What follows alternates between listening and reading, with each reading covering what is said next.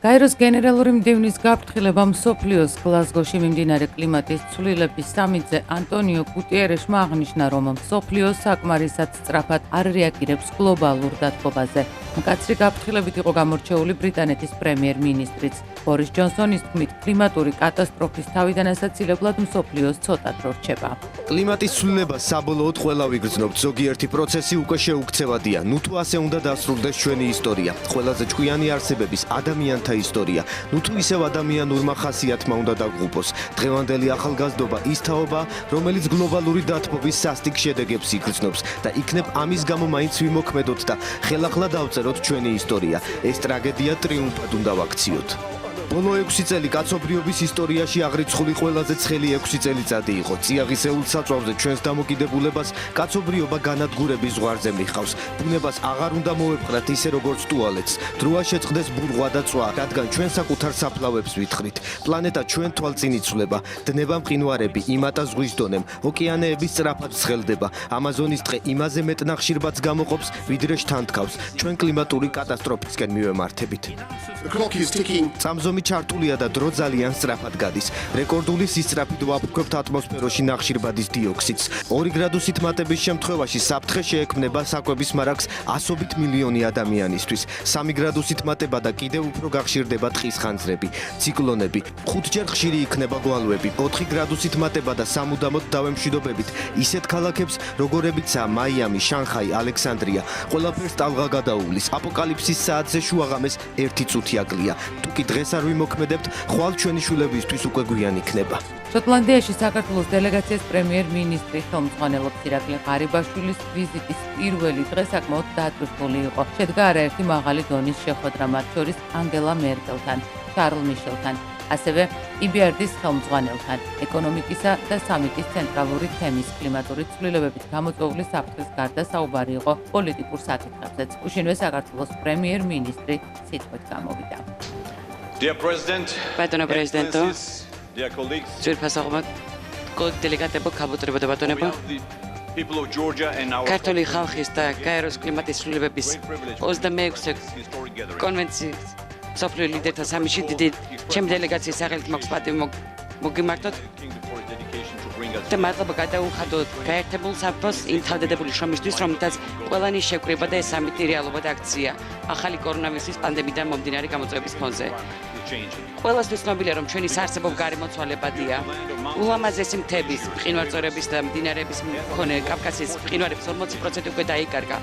მხოლოდ ბოლო 2 წლების განმავლობაში დანაკარგების ტემპი აღმოსავლეთ საქართველოში მე-20 საუკუნის ბოლოს გაკეთებულ პროგნოზს გასცდა. ჩვენ სრულად ვიზიარებთ იმ განგარს, რომელიც გაეროს გენერალური მდივნის კლიმატის ცვლილების სამთავრობოთა შორის საბჭოზე წარმოდგენილ ახლოს ანგარიში ასახული როგორც კაცობრიობის საგანგებო გარდაუვალი საფრთხე. ხსენებულ ანგარიში აშკარად მხატვრით არის გაცხადებული, რომ ეროვნულ დონეზე ყველა ქვეყნის მიერ ნაკისი ვალდებულებები ერთობლიობაშიც არ არის საკმარისი ატმოსფერული სასათბურე აირების შესამცირებლად და საშიშზე დაბალ დონემდე დასწევად. და რომ მეტი ამბიცია და ძალისხმევა საჭირო თუ გსურს პარიზის შეთანხმებაში განსაზღვრულ ტემპერატურის გრძელვადიანი მიზნები დაკმაყოფილდეს და გლობალური კატასტროფა თავიდან იქნეს აცილებული. გამოწვევები ნათელია და მათი გადაწყვეტის გზებიც ცნობილია. ამ გამოწვევებს თვალი უნდა გავუსწროთ და გავზარდოთ ნაკისი ვალდებულებები, რათა მეტად ნაყოფიერი, სტაბილური და გამძლე საზოგადოებები გვყავდეს. ინვესტიციები სუფთა ენერგიაში, კლიმატზე მორგებული, სოფლის მეურნეობა და მეტად ადაპტირებული შესაძლებლობები ის კრიტიკული ნაბიჯებია, რაც შეამცირებს ემისიას და ჩვენ საზოგადოებას მოამზადებს კლიმატის ცვლილებების გარდაუვალი გავლენისთვის. ჩვენ უნდა გავითვალისწინოთ გაეროს გენერალური მდივნის ძირითადი რჩევები, რათა ჩვენი პლანეტა დედამიწა დავიცვათ და ჩვენ საერთოდ დღის წესრიგად ვაქციოთ ეს მიზანი. ამ სულისკვეთებით საქართველოს 2030 წლისთვის კისრულ ვალდებულებას 1990 წლის დონესთან მიმართებით სასათბურე აირების ემისიის ნახევარზე მეტი შემცირებაზე, კლიმატის ცვლილებას სადმე ადაპტირებული შესაძლებლობის გაცნობიერების გაღრმავებაზე, საერთაშორისო პარტნიორების საშუალებით. საქართველოს მთავრობას მკაფიო და ნათელი ხედვით აქვს შემუშავებული განვითარების გეგმა 2030 წლისთვის, რომელიც იდეალურად შეესაბამება გაეროს მდგრადი განვითარების დღის წესრიგს 2030 წლისთვის. თავის მხრივ საქართველოს დასახულ მიზანს მიაღწევს განახლებადი ენერგიის სექტორში დივერსიფიკაციით, ქარისა და მზის ენერგიის წყლის გაზრდით, საერთო ენერგეტიკულ ბაზარზე, ქვეყნის ურბანული მობილობის ტრანსფორმაციით, დაბალ ნახშირბადიანი მიდგომების დანერგვით, მშენებლობის, მრეწველობის და ნაჩვენების მართვის სფეროში. კლიმატზე მორგებული ტექნოლოგიებისა და სერვისების განვითარებით საქართველოს დიდებული ტყეების მიერ ნახშირბადის დაჭერის უნარის გაზრდით. რა თქმა უნდა, აქ იმიტომ ვიმყოფებით, რომ არც ერთ ჩვენგანს შეგვიძლია ამ გამოწვევებთან გამკლავის უნარი ცალკეულად. მთავრობების, ინდუსტრიების, აკადემიური წრეების, დარგის პროფესიონალთა, ტექნიკური ექსპერტთა და დაინტერესებული წრეთა ლიდერები ნებისმიერი ქვეყნის და რეგიონის ყველა თემში აერთობლივად უნდა მოქმედებდნენ კლიმატის კრიზისის გადასაჭრელად და ამისთვის დაბალ ნახშირბადიანი და მედეგი ეკონომიკური პოზიციები უნდა ჩამოყალიბდეს. პატარა და დიდ ქალაქში თუ სოფელში დღეს ყველამ უნდა დავდოთ პირობა ჩვენი ახალგაზრდების და მომავალი თაობების წინაშე, რომ პლანეტა დედამიწას გაუფრთხილდებით და შევინარჩუნებთ. ეს კამაც არ ექვემდებარება და ვალდებული ვართ მიმოქმედოთ. და ბოლოს, ნება მიბოძეთ ამის, რომ ეს სამიტი კრიტიკული მნიშვნელობისაა ჩვენი ეროვნული და რეგიონალური ინტერესებისთვის. ყველა ქვეყნის თანაბარი გეოგრაფიული წარმომადგენლობა, სუვერენული თანასწორობა და ღირსება გაეროზირეული ფუნდამენტური პრინციპებია. საქართველოს სურს კონვენციის ფარგლებში ყველაზე ფართომასშტაბიანი თანამშრომლობის რეალიზების შესაძლებლობა ჰქონდეს, როგორც მის პრეამბულაშია გაწერილი და ამგვარად მოახდინოს რეაგირება ამ უნიკალურად გლობალურ გამოწვევაზე. საქართველოს მადლობას უხდის სამიტის პრეზიდენტ ქვეყანას და ყველა ჩართულ მხარეს თანაგრძნობის ჯგუფების და წინსვლის სურვილისთვის, რათა სამიტის დღის წესრიგის შემოთავაზებული ცნებები შესრულდეს, მათ შორის თანაბარი გეოგრაფიული წარმომადგენლობის საკითხი დაკმაყოფილებით. საქართველოს მოუთმენლობელი სამიტის პრეზიდენტ ქვეყანასთან და ჩვენ პარტნიორთან მუშაობას ამ საკითხების მოსაგვარებლად თანამშრომლობის გამჭირვალობის და თანასწორობის საფუძველზე. ამ ბრძოლაში არავინ უნდა გამოგჩეს. საქართველოს მოუთმენლობელის წინამდებარე სამიტის თამამდა მასშტაბურ შედეგებს, რაც მკვეთრად წაწევს წინ ჩვენი კოლექტიურ ამბიციას კლიმატის სფეროში და დაგვეხმარება პანდემიიდან გამოსვლაში უფრო მწვანე, უფრო ძლიერი და მეტად უსაფრთხო შედეგებით, ვიდრე ოდესმე ქონია. მომავალ თაობას ჩვენი იმედი აქვს და ჩვენ დანაპირები უნდა შევუსრულოთ. მადლობა. ძალიან კარგი და საინტერესო შეხვედრა ჰქონდა ევროპის განვითარების ბანკის პრეზიდენტთან. საუბარი, რა თქმა უნდა, შეეხო ეკონომიკურ გამოწვევებს და იმაზე, თუ რა ნაბიჯები უნდა გადაიდგას ამ გამოწვევებთან გამკლავების პროცესში. აღინიშნა მისი მხრიდან, რომ მან რა თქმა უნდა აღნიშნა არჩევნების დასრულება და თქვა, რომ აუცილებელია ამჟამად ქვეყანაში პოლიტიკური სტაბილურობა, რომელიც აუცილებელია ქვეყნის ეკონომიკური განვითარებისთვის და იმ ამბიციური ეკონომიკური პროექტების განხორციელებისთვის, რაც ქვეყანას აქვს. ხმაური დაპირისპირება იყო ბათუმში ნომერ მე-7 საარჩევნო უბნის შედეგების გადათვლისას. სიტყვერი და ფიზიკური დაპირისპირება ერთ-ერთ დამკვირვებელთა და ჟურნალისტს შორის უკში გადაიზარდა. დაძაბულობის და დაპირისპირების მიზეზი ძირითადად ბათილი ბიულეტინები იყო. გაუშვით ეს როგორ? მიგარეთ ყველა. როგორ მეტალ ხალხს საერთოდ? ოფის თავშობარე. ჩემით გავალ. ბიულეტენზე აღმოჩნდა, რომ ერთ-ერთ პოლიტიკურ პარტიას აგინებს ამომრჩეველი. ჟურნალისტმა მოითხოვა ამ ფაქტის დაფიქსირება და არ მიცა საშუალება, რომ დაეფიქსირებინა ჟურნალისტს ეს ფაქტი და მის ოპერატორს. იმიტომ რომ წინააღმდეგობა გაუწიე. თამაღლაც მომივიდა. რა თქმა უნდა, გადაღებასაც ვიხდეთ და ობიექტურად გაშუქებას ვითხავ. პერიოდა კომისიის მუშაობაში, ანუ გადაჭრის პერიოდში საარჩევნო ადმინისტრაციის საქმიანობაში ერეოდა და იწევდა ხმას. პირველად დაიწყეთ ბათილი ბიულეტენების პაკეტების გახსნა, მხოლოდ ბათილ ბიულეტენებში აღმოჩნდა მცირე ცდომილება, რაც უკავშირდება იმას, რომ ბიულეტენი, რომელიც ბათილად მიიჩნია საოფლო საარჩევნო კომისიამ, გამოიწვია აურზაური და ხმაური. მხოლოდ 6 ბიულეტენი დაფიქსირდა ასეთი, საოლქო საარჩევნო კომისია ამ ბიულეტენების შესახებ იმსჯელებს და მიიღებს გადაწყვეტილებას. საწმინდის 31 საარჩევნო უბანზე კალაძის ხმები მელიას ჩაუთვალეს. შეუსაბამობა გადათვლის შემდეგ გამოვლინდა. როგორ აღმოჩნდა, კახი კალაძის ხმები ნიკა მელიას მხარეს. შეუსაბამობა ხელახალი გადათვლის შემდეგ გამოვლინდა. ნაციონალური მოძრაობის კანდიდატის დალუქულ ბიულეტინებში ქართული ოცნების კანდიდატის მხარდამჭერებს მიაკნეს.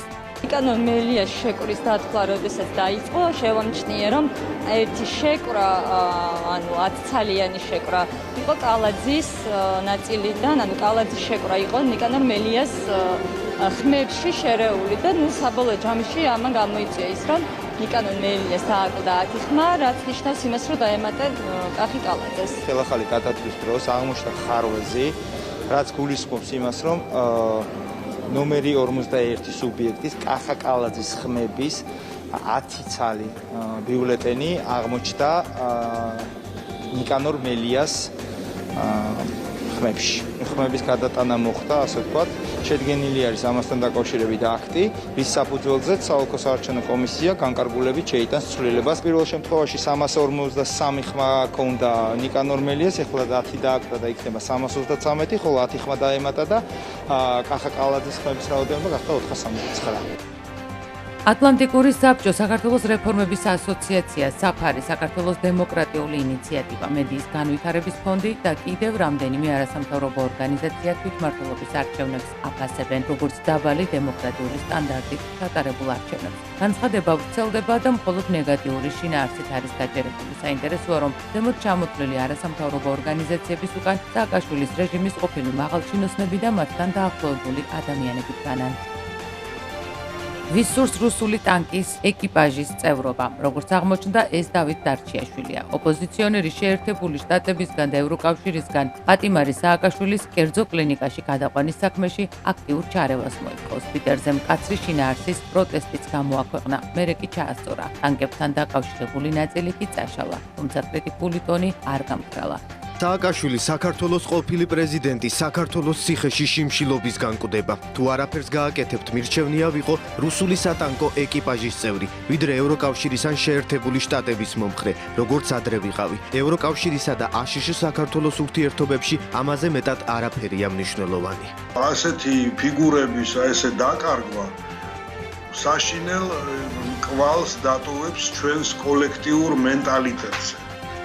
და ეს სავსებით შესაძლებელია, რომ ქალბატონ დეგნანს ან ბატონ ჰარცელს არ ესმოდეთ, თუ კი საერთაშორისო თანამეგობრობა ამას ვერ ხვდება, საით მიექანება საქართველო, ხო?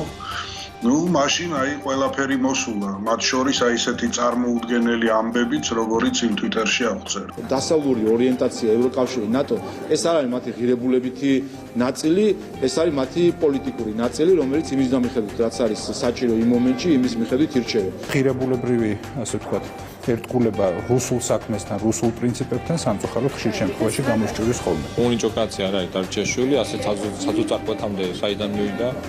მე მაგაზე კომენტარს ვერ დავაკეთებ. მე ვფიქრობ, რომ აფილირება რუსეთთან და რუსულ ტანკში ჯდომასთან არ არის მისასალმელი. რუსთავის მე-12 პენიტენციურ დაწესებულებასთან მოქალაქეები მიხეილ სააკაშვილის მხარდასაჭერ აქციას მართავდნენ.